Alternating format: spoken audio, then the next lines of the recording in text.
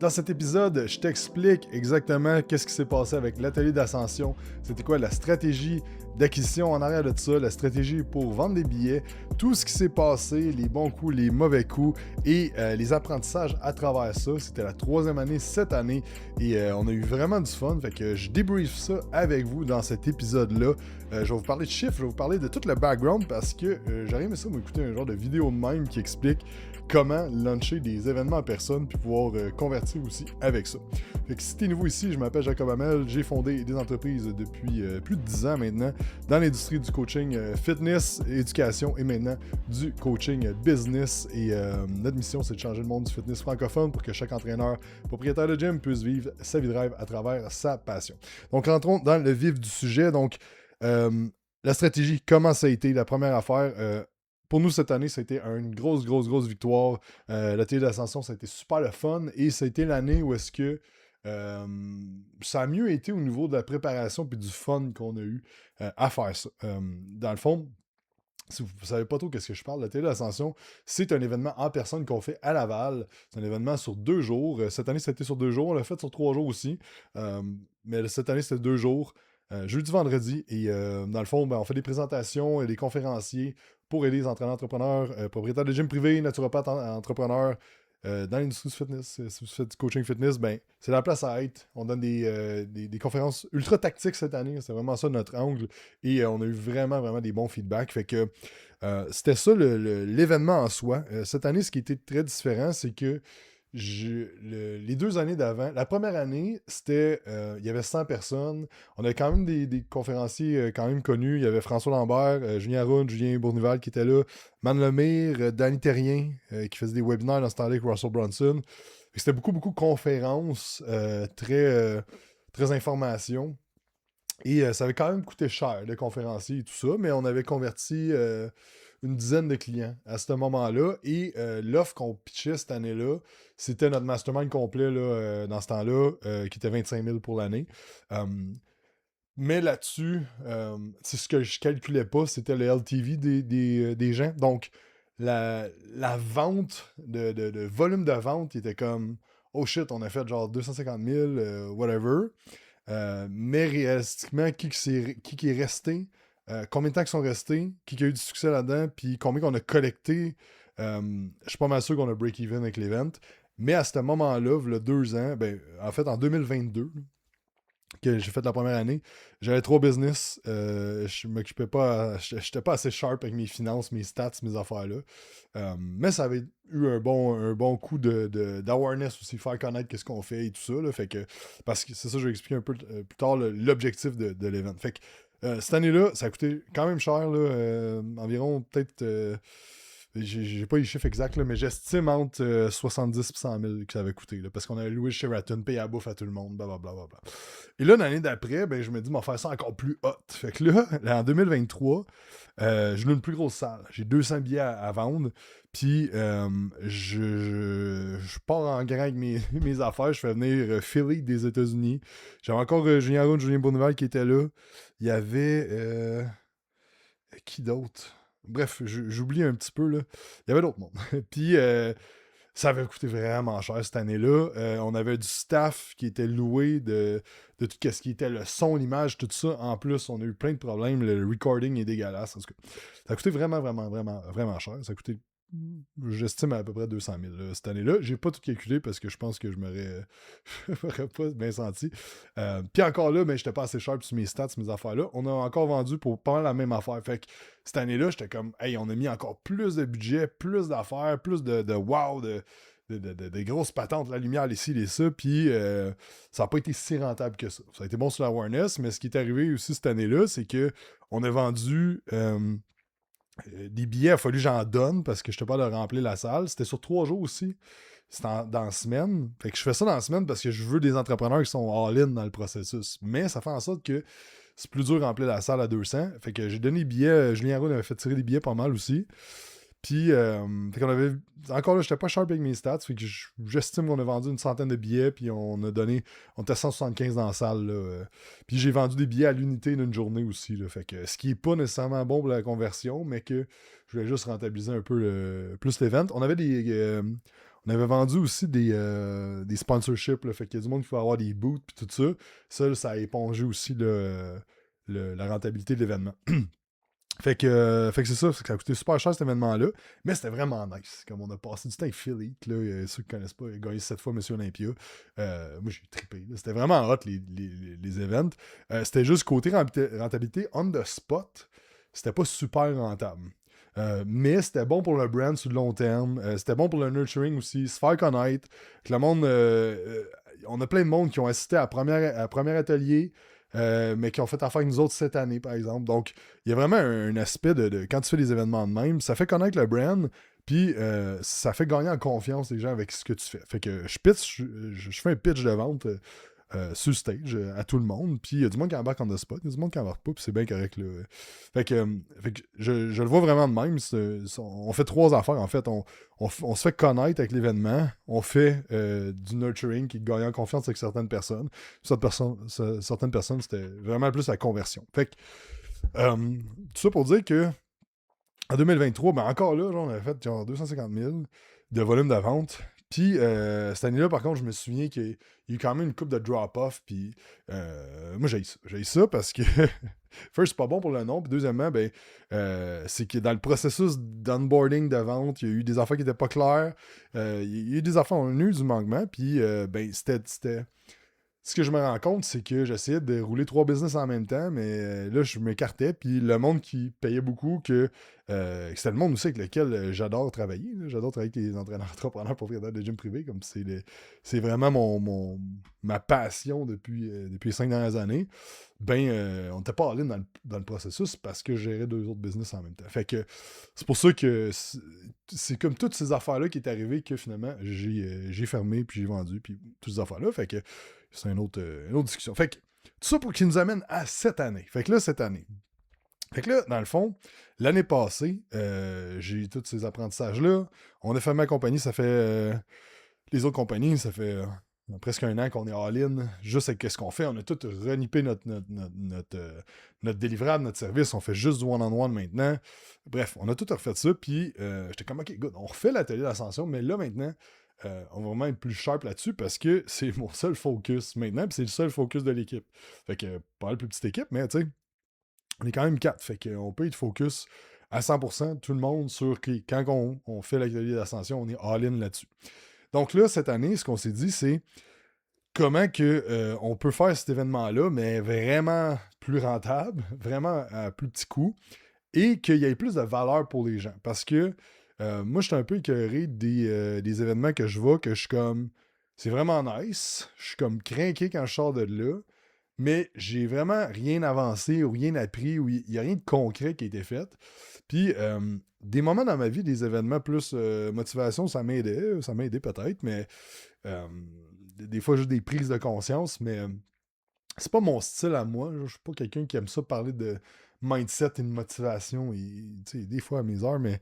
Fait que je voulais vraiment que ça reflète qu'est-ce qu'on fait. Puis dans notre coaching, on fait pas de mindset, de motivation comme on est très tactique dans l'approche des stratégies, dans le concret. Donc, on s'est dit, ben regarde, on veut juste être on brand avec ce qu'on fait, qu'on va juste refléter à 100% l'événement que c'est ça. Et ça, ce que ça fait, ben, c'est que je me suis dit, à un moment donné, on a-tu vraiment besoin d'avoir des gros speakers? Ça fait-tu une différence? Parce que des fois, il y a du monde qui connaissent pas les speakers qui sont là. Puis, tu sais, ultimement, l'objectif de cet événement-là, c'est de se faire connaître, mais aussi de convertir des clients qui veulent faire affaire avec nous autres, puis là, qu'il y a un bon deal à ce moment-là, puis que ça fait du sens d'embarquer avec nous autres. Fait que, ça, c'est un peu le point de comme, si j'ai plein de speakers, mais tout le monde vient pour quelque chose de différent, puis oui, peut-être qu'ils apprennent à nous connaître là-dedans, mais je pense que ça va encore un peu à l'encontre de l'objectif de l'événement, qui est plus au niveau du nurturing de la conversion. Fait que c'est ça. Fait que l'année passée, on a commencé à... ça a été peut-être 1 an de préparation, mais pas ultra pendant 1 an non-stop. Donc, il y a 1 an, j'ai lancé une liste d'attente pour l'atelier, juste annoncé par email, en fait, que l'atelier d'ascension était de retour en 2025. Et on a eu comme une quarantaine de personnes, je pense, qui sont inscrites à la liste d'attente. Donc, on a déjà... Puis on a parlé un petit peu à travers le temps, mais rien de fou. Puis ça, c'est un apprentissage que j'ai eu, c'est que là, je vais en parler là. Un an d'avance presque. Là. Euh,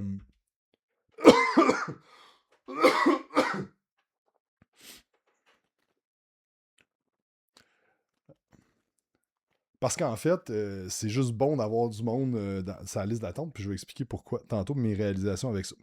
Fait qu'on a parlé de ça, et au mois de mai, je pense, si je me souviens bien, quelque chose de même, on a lancé à la liste d'attente, et on a vendu exactement, là, j'ai mes chiffres, là, parce que là, j'ai vraiment été sharp sur, sur ces affaires-là. On a vendu 14 billets, dans le fond, sur la liste d'attente.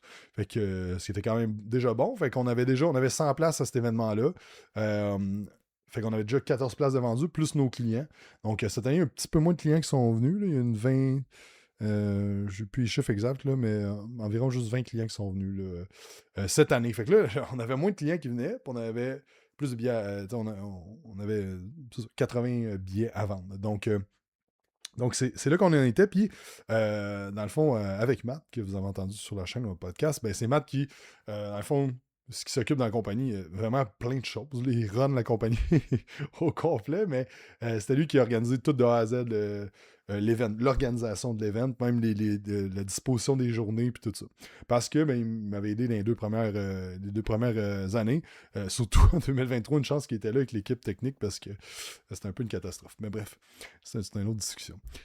Donc là, dans le fond, on a décidé de prendre une salle un peu plus cosy, un peu plus... c'est ça, parce que Sheraton, c'est des gros plafonds, puis c'est dur de faire une ambiance un petit peu cosy là-bas, un petit peu plus de proximité, ainsi de suite. Fait que, on a trouvé une salle.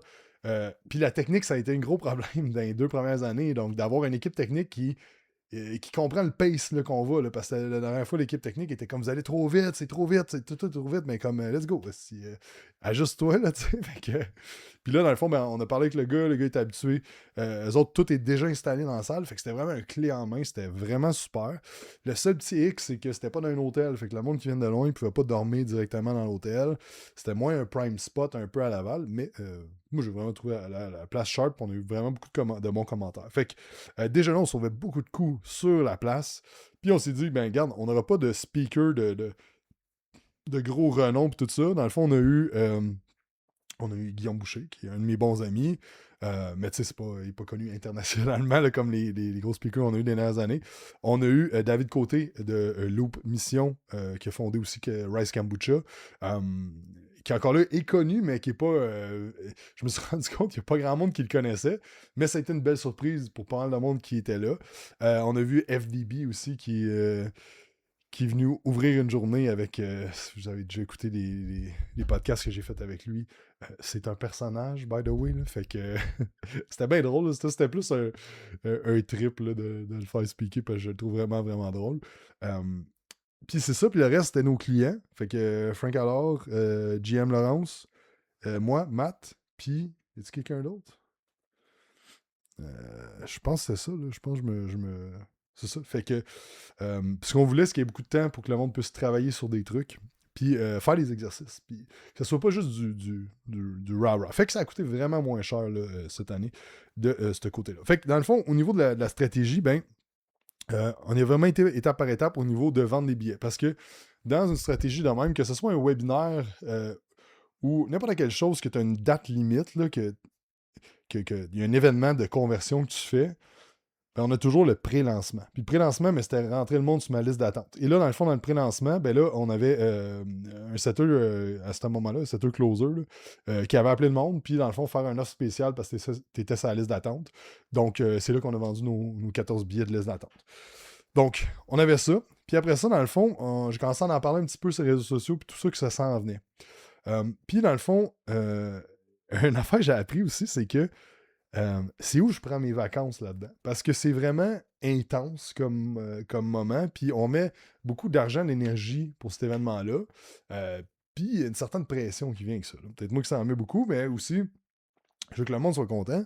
Je veux que le monde apprécie. Puis je veux pas qu'on soit dans le trou avec cet événement-là non plus. Fait il y a comme beaucoup de pression qui vient avec le temps, toute l'énergie, les ressources qu'on t'a investies demain. Donc, la première année, j'ai pris des vacances. C'est-tu après, tout de suite après? Ouais, tout de suite après. Puis dans le fond, mais on rentre plein de nouveaux clients. C'est pas le temps de prendre des vacances dans le fond. Fait que j'ai travaillé toutes mes vacances finalement un petit peu et c'était là. Puis moi, je déteste ça, travailler en vacances. Quand j'étais en vacances, je fais mon cellulaire. Parlez-moi pas, appelez le 911, c'est quelque chose. Je veux rien savoir. Fait que la deuxième année, j'ai comme pris des vacances 2 semaines plus tard, mais c'était encore un problème qui est arrivé. Puis il y a d'autres membres de l'équipe euh, qui ont pris les vacances puis que j'ai pas géré ça comme il faut. Fait que c'était comme problématique de prendre des vacances après, mais je suis claqué après. Fait que là, euh, c'est un peu. Puis cette année, dans le fond, c'est que Matt s'occupe à 100% des opérations, mais je voulais être là en support parce qu'on avait une grosse batch de nouveaux clients. Et ben on a tous nos autres clients aussi qu'il faut s'occuper. Donc, je voulais pas prendre des vacances puis laisser l'équipe dans la merde non plus. Tu sais, fait que c'est ça. Fait que dans le fond, puis pas juste moi qui ai travaillé fort et qui s'est mis de la pression. Là. Tout le monde. Pas une grosse équipe, mais tout le monde de l'équipe s'est mis beaucoup c'était intense. Fait que, dans le fond, ce que j'ai décidé de faire cette année, puis que je trouve que était super bon, c'est que j'ai pris des vacances 6 semaines avant le lancement. Euh, parce que si tu prends des vacances en dedans de 6 semaines d'un lancement, c'est de l'auto-sabotage, là, selon moi, là, parce que c'est tellement important d'être là dans ce lancement-là que euh, c'est ça. Ça dépend si tu prends pas ça au sérieux, là, puis que tu t'en fous un peu d'avoir l'impact puis que ça marche. Là, mais pour moi, j'étais comme 6 semaines, c'est vraiment en tête. Là, genre, mais ça a bien fait, je trouvais. Parce que j'ai tout préparé mes affaires d'avance pour mon lancement, mes campagnes de ads, mes emails, toutes mes affaires étaient prêtes d'avance. Un peu les concepts, certaines affaires. Puis j'ai pris des vacances, je pense 2 semaines. Puis je suis revenu à 6 semaines avant. Fait que là, dans le fond, j'avais full d'énergie. J'étais bien reposé mentalement. Puis j'avais des idées, puis tout ça. Puis vraiment, là, donner un. Après ça, j'étais comme, OK, good, là, je suis all-in pendant 8 semaines de temps.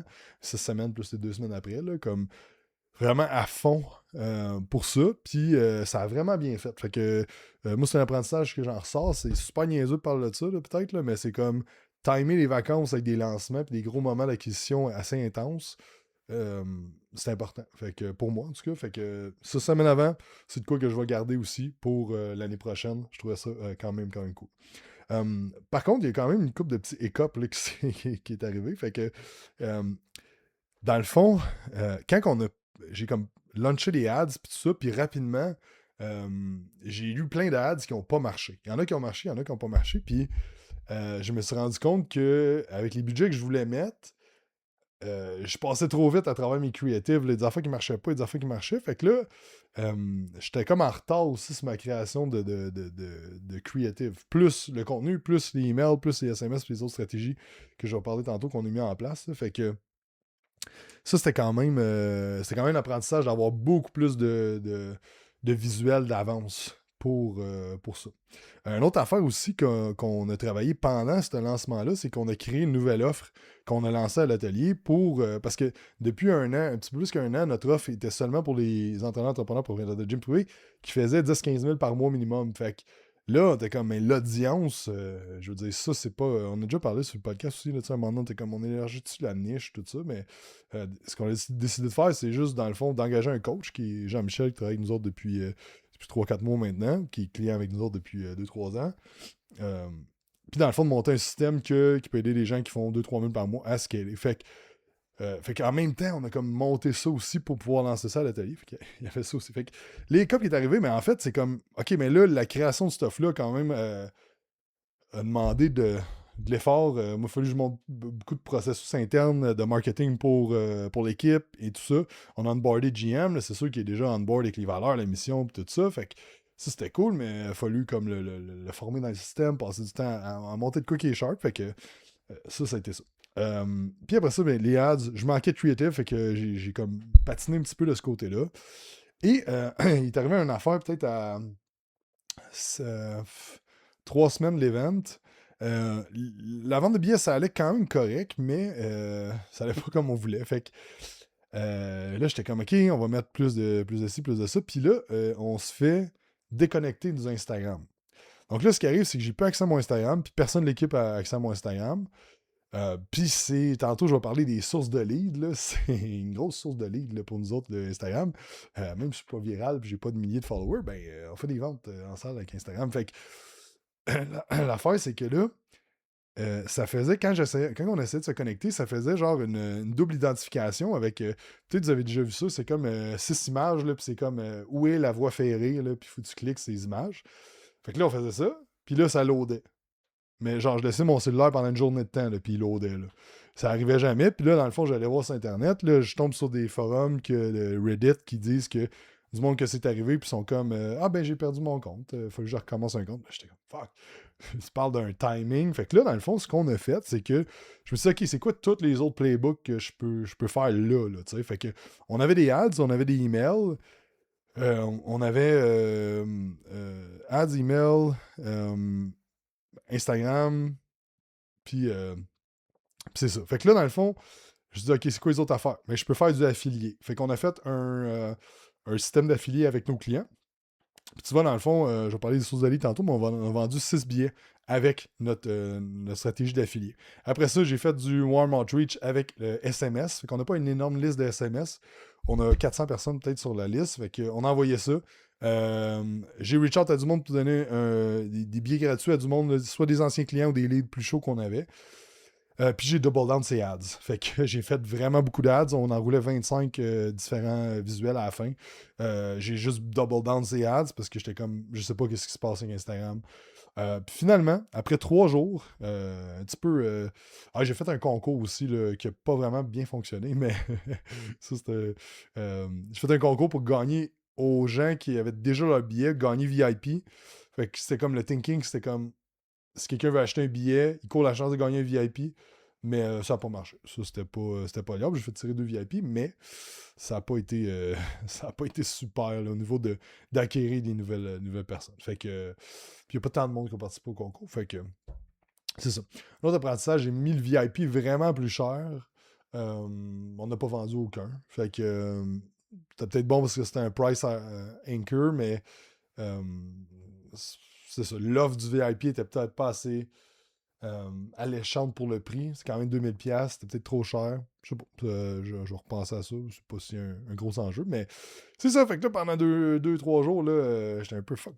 Qu'est-ce qu'on va faire? Fait que c'est ça. Finalement, ben, dans ma bio Instagram, j'avais mon lien pour booker que le monde pouvait acheter leurs billets. Donc, on a vendu des billets via ma bio quand on n'avait pas accès au Instagram. Mais c'est ça. Fait que puis on pouvait quand même programmer des posts, puis je pouvais quand même répondre à des DM via notre CRM. Fait que c'était quand même pas si pire, là, mais on n'avait pas accès. Fait que j'étais un petit peu sénère pour être vrai. Puis finalement, après 3 jours, Caro de notre équipe a pu rentrer dans Instagram. Puis elle est comme, hey, je suis dedans, ça marche. Je me connecte, ça marche. Puis là, finalement, c'était pas si pire. Mais c'était quand même un petit écop que là, je suis comme, OK, ouais, c'est tellement important d'avoir plusieurs sources de leads parce que si, mettons qu'on aurait juste utilisé Instagram, j'aurais vraiment paniqué, là, comme big time. Là, c'était pas pire parce qu'on avait d'autres sources de leads, mais quand même. Fait que juste leçon marketing de façon générale,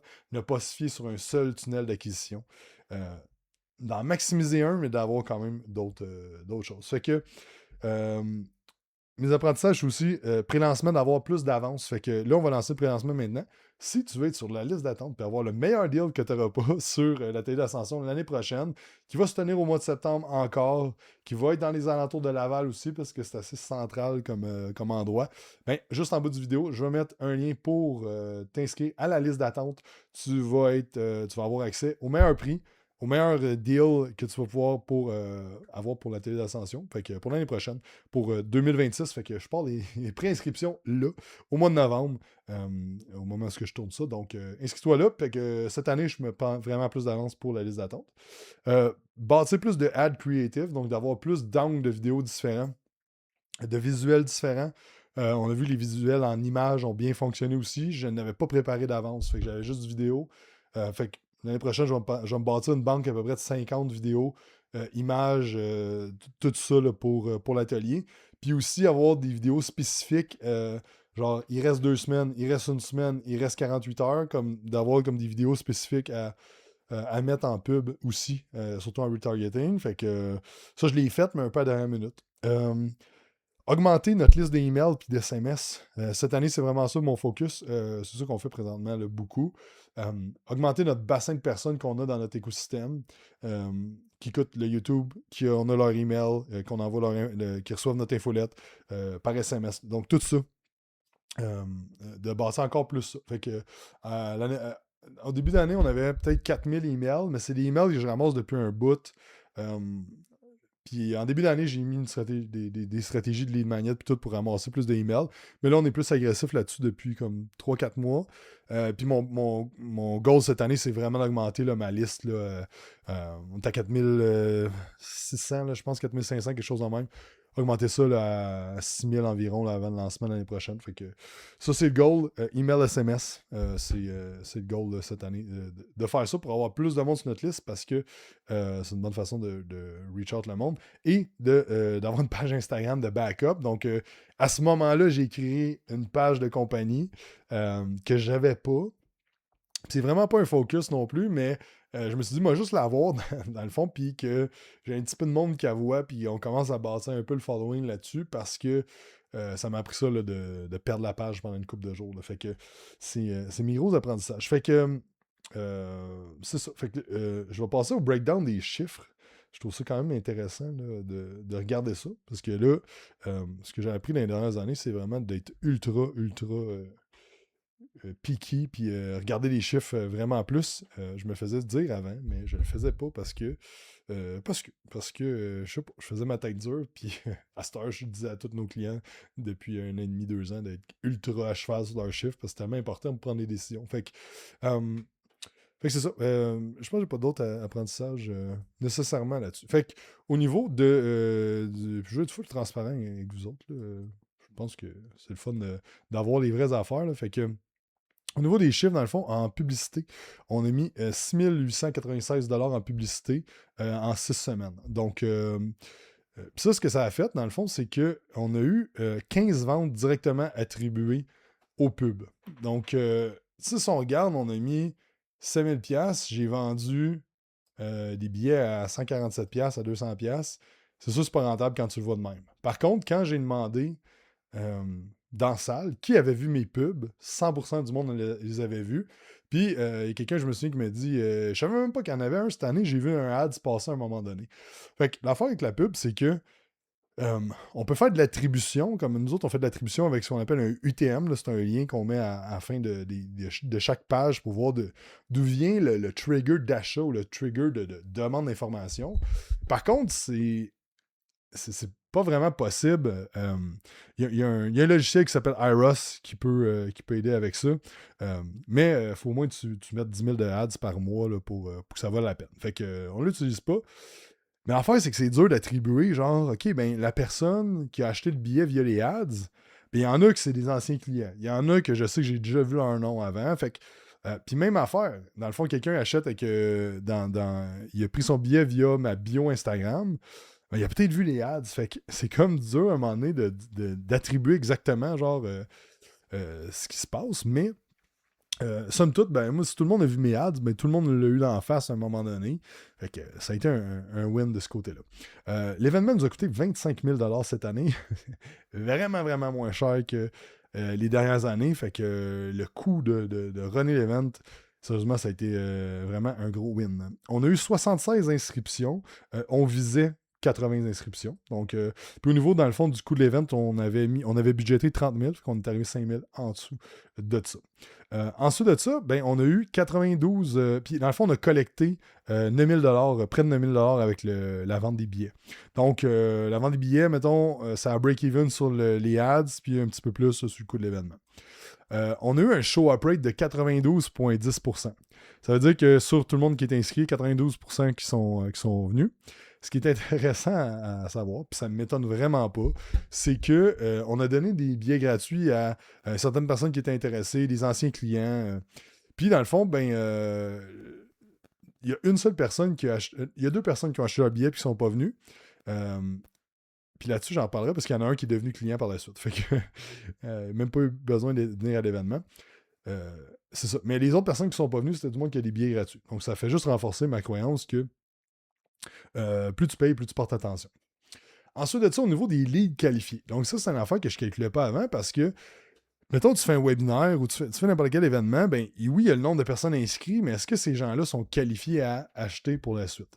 Puis là, on a fait le tour. Parce que dans le fond, il y a du monde qui sont venus avec leur staff. Ils ont acheté, mettons, 3 billets. Ben là, j'ai enlevé ces gens-là. Il y a du monde que je sais qui sont très, très, très débutants, mettons, qui ont une job, ils veulent faire ça, fait qu'on les a pas calculés comme des leads qualifiés. Fait que dans le fond, ce que ça nous a donné, c'est que sur ces 76 inscriptions-là, on avait eu 34 leads qualifiés. Ce qui n'est pas super énorme, dans le fond. Là. Quand on l'a calculé, t'es comme, OK, ouais,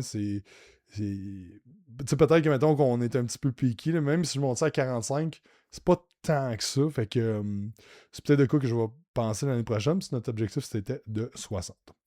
Donc, c'est ça. Au niveau de la conversion, dans le fond, ce qui est super intéressant, c'est qu'on a acquis 10 nouveaux clients. Donc, c'est quand même drôle parce qu'à toutes les années, c'est 10. Dans le fond, pas mal qu'on a fait dans ces alentours-là. Mais cette année, on avait moins de monde dans la salle. Mais les dernières années, je n'avais pas le nombre de leads qualifiés. Là, fait que... Mais ce qui est intéressant, c'est qu'on a eu 5-6 personnes qui ont pris le forfait on the spot. Puis les autres, ça a été du follow-up. Et ça, c'est de quoi que cette année, c'est Matt qui s'est occupé de ça, surtout. Là, il me semble que j'essaie de penser, moi un petit peu, mais surtout Matt. Puis dans le fond, c'est tellement puissant de faire du follow-up avec les gens. Des fois qu'on est comme, le monde, ça les intéresse pas. Ouais, mais peut-être qu'ils ont besoin de plus de temps, peut-être qu'ils ont besoin d'y penser un petit peu plus et tout ça. Fait que c'est ça. Fait qu'on a booké 11 appels. On a fait 8 appels là-dessus. Dans le fond, ça nous a donné une conversion de 10 nouveaux clients. Ce qui nous a amené un closing en pourcentage de lead. Donc, ça veut dire comme combien de leads qu'on avait, qu'on a closé de 37%, ce qui est vraiment, vraiment, vraiment super bon. Puis, dans le fond, au niveau de notre volume de vente, on a vendu pour 100 000. C'était notre objectif. Donc, très content. Et le cash collected, on a collecté 80%, dans le fond. Fait que ça, c'était super bon parce que c'est ça un enjeu aussi, comme faut que l'événement soit rentable là. Parce que j'ai mon staff à payer, j'ai des frais à payer, puis c'est que c'était important que ça soit rentable là. Fait que l'offre était, était plus alléchante à payer en moins de versement. Donc c'est ça ce qui nous a donné un retour sur investissement en tout et partout là, de 4. Ça veut dire que chaque dollar qui a été investi dans l'événement a retourné directement 4. Donc, ce qui est super bon, dans le fond. En fait, ce qui n'est pas super bon, ce qui est bon. Pourquoi que je dis que c'est super bon? Parce que l'offre qu'on a vendue, c'est une offre qui est moins dispendieuse et qui était seulement sur 4 mois. Et à travers les années, on calcule notre LTV. Donc, ça veut dire, en moyenne, les gens restent combien de temps avec nous? Ils nous rapportent combien? Et notre LTV, présentement, il est à 22 500. Donc, c'est un client chez nous, en moyenne, nous rapporte 22 500. Fait que c'est pour ça que sur Upfront, j'ai un retour de 4. Je suis vraiment pas stressé parce que je sais qu'on garde notre monde super longtemps. On a des clients, ça fait 3-4 ans qui sont avec nous autres. Fait que je sais que même si on n'est pas ultra rentable sur le retour sur investissement présentement, puis 4, je te mets une pièce dans la sortie 4, là, comme c'est bon. Là. Mais je sais que si on regarde dans un an, mais ça va être beaucoup plus que ça, parce que le monde va être resté plus que le 4 mois. Donc c'est ça. Fait que ça, c'est de quoi que je calculais pas avant, mais là qu'on voit vraiment. Fait que on a eu un coût d'acquisition de 2500 pour un client, donc pour nous, ce qui est dans les ratios là, amplement. Fait que c'est ça. Puis au niveau des sources de leads, fait que ça aussi, j'ai tout tracké cette année là, pour vraiment voir qu'est-ce qui a fonctionné à faire en sorte que le monde achète les billets. Donc, j'ai eu 15 billets qui sont vendus des pubs directement. J'ai eu 16 billets qui sont vendus dans ma bio Instagram, donc juste le lien est dans ma bio. Donc là, tu sais, c'est dur à dire, mais moi, ce que ça m'apprend, c'est juste d'avoir un lien où est-ce que le monde peut directement appliquer pour travailler avec toi, ou directement faire un achat. Ça fonctionne quand même bien.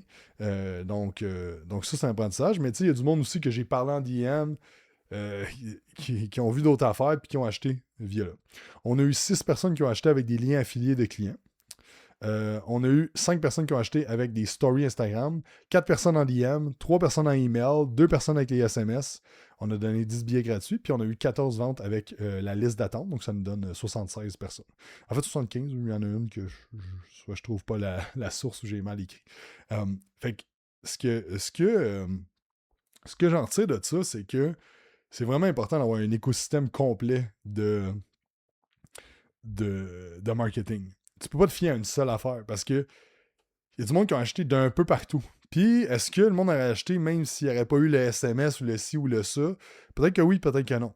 Puis l'affaire, c'est que si vous êtes dans nos listes et que vous consommez nos trucs, puis même si vous êtes venu à l'atelier d'ascension, je suis convaincu, parce que c'est de même que le monde fonctionne présentement, c'est que vous avez probablement lu un email, écouté un YouTube qu'on a parlé, vu un story Instagram, vu une pub, vu 2 pubs, vu 3 pubs, et là, à un moment donné, c'est comme, OK, là, j'achète via X, Y, Z. Fait que c'est ça l'importance de, d'avoir un écosystème complet, d'avoir plusieurs façons que tu vas reach out le client. Parce que on mettait le lien d'achat de billets dans toutes les vidéos YouTube, mais puis podcast, puis il n'y a personne qui a acheté de billets avec ce lien-là.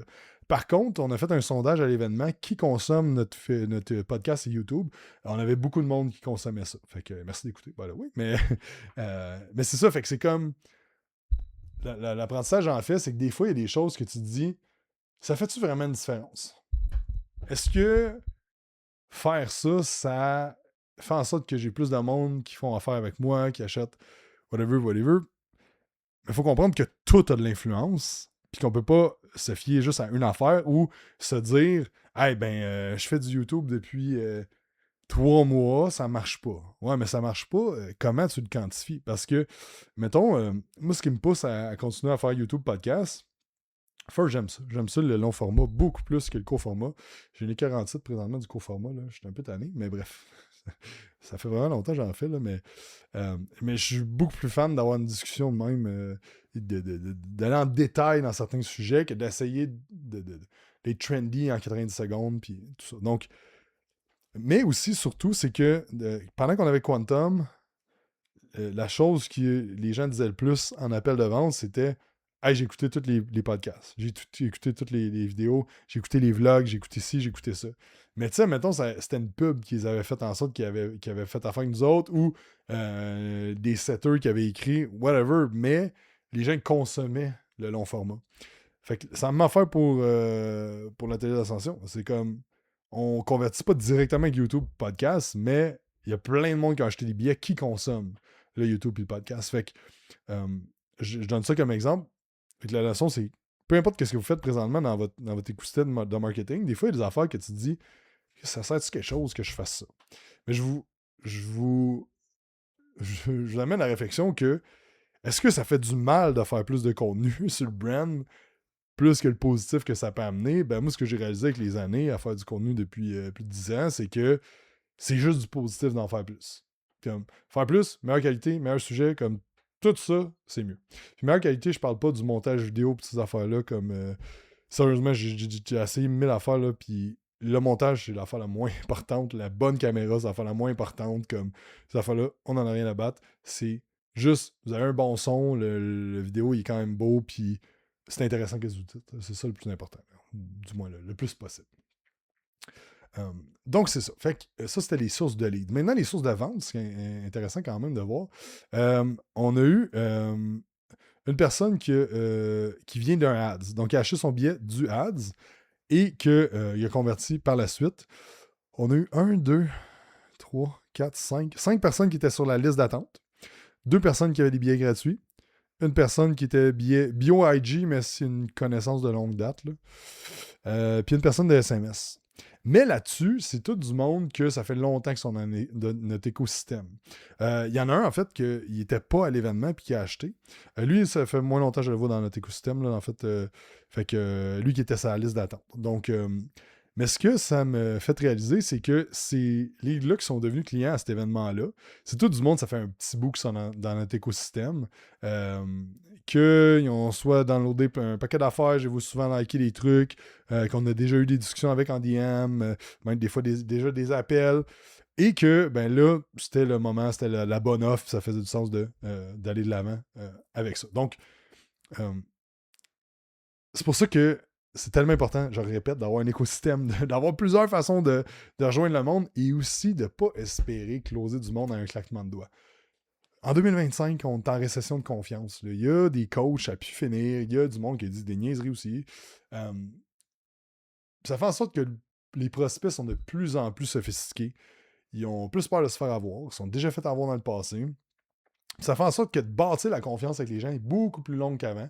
Puis c'est correct. On est dans une maturation du marché présentement dans l'industrie du fitness, du coaching de façon générale. Même dans notre industrie de coaching business, ça a énormément changé dans les 5 dernières années. Comme je peux faire la même affaire que je faisais il y a 5 ans, là, comme ça marche pas autant parce que il y a beaucoup plus d'offres, il y a beaucoup plus de coach, il y a beaucoup plus d'affaires. Comme l'industrie du fitness, c'est une industrie en maturation présentement et c'est important de sortir du lot puis de pas espérer faire un Reels puis d'acquérir du monde. Comme c'est juste une étape. Puis les Reels, c'est important. C'est important de faire du contenu sur les réseaux sociaux, mais selon moi, tu as besoin de faire de la pub pour te faire connaître, de faire des Reels, de faire des stories à chaque jour, de bâtir une chaîne YouTube avec un podcast peut-être, d'avoir des lead magnets, d'avoir une liste d'emails, d'avoir une liste de SMS, d'avoir des références comme tu dois tout avoir les playbooks, puis des playbooks aussi de conversion, comme là, l'événement que j'ai fait là, c'est un playbook de conversion, mais c'est pas nécessairement l'affaire qui va fonctionner dans le fitness, là, les événements de même, mais par exemple, tu fais un webinaire, une bourse d'études, un concours, un 5-day challenge, une promotion, name it, il y a plein de playbooks là, qu'on peut utiliser pour convertir le monde, fait que tu as besoin d'une stratégie pour te faire connaître, tu as besoin d'une stratégie pour gagner en confiance avec les gens, puis tu as besoin d'une stratégie pour convertir. Fait que tu peux pas juste t'attendre à genre poster un peu ou partir un ads puis que tout va blow up dans ta business. Là. C'est vraiment pas de même que ça marche présentement. Fait que c'est ça, c'est ce qui fait le tour de mes apprentissages cette année de l'atelier d'ascension. Puis c'était vraiment nice. C'était le fun. Je trouve que c'était vraiment à notre vibe. C'était plus intime. J'ai pas eu le temps de parler bien avec le monde. Là. Ça à faire que je sais pas, j'étais un peu nerveux. Je sais pas. Il y avait plein d'affaires en même temps. Mais les gens ont pu passer du temps à travailler sur leur truc, à jaser entre eux. Puis c'était vraiment cool. Les speakers étaient bons. Tout était vraiment cool. Fait que si vous avez aimé cette année, vous avez vu des vidéos puis vous avez trouvé que ça avait l'air sharp, l'année prochaine, on va être de retour au mois de septembre, c'est sûr et certain. En bas, ici, tu peux t'inscrire à la liste d'attente pour avoir le meilleur deal. Et c'est ça. Puis si t'écoutes sur YouTube, abonne-toi à la chaîne parce que 70% du monde qui écoute ne sont pas abonnés à la chaîne. Et c'est ça, c'est le fun d'avoir plus de monde abonné à la chaîne parce que tu manques rien à toutes les fois que je poste une vidéo. Et si t'aimes ça, ce genre de breakdown-là où est-ce que j'ouvre un peu le hood de la business puis je vous explique exactement ce qui s'est passé avec les chiffres et toutes ces affaires-là, ben dites-moi là sur Instagram, dites-moi là en commentaire sur YouTube. Je peux en faire d'autres. Comme ça, je pense que des fois, ça manque un peu de transparence dans l'industrie du coaching. Fait que j'essaie de remédier à ça en disant les vraies affaires, les bons coups, les mauvais coups. Fait que c'est ça. Fait que merci d'avoir écouté. C'est un petit peu rambling. C'est un peu plus comme les vidéos que je faisais au début, un peu à gauche, à droite. Mais j'espère que vous aimez ça quand même. Ce genre de format-là. Fait que sur ce, je vous souhaite une excellente journée. Soyez bons. N'oubliez pas de vous abonner à la chaîne YouTube, faire un 5 étoiles sur iTunes, sur Spotify et me suivre sur Instagram. Puis c'est ça. Passez une belle journée. Bye.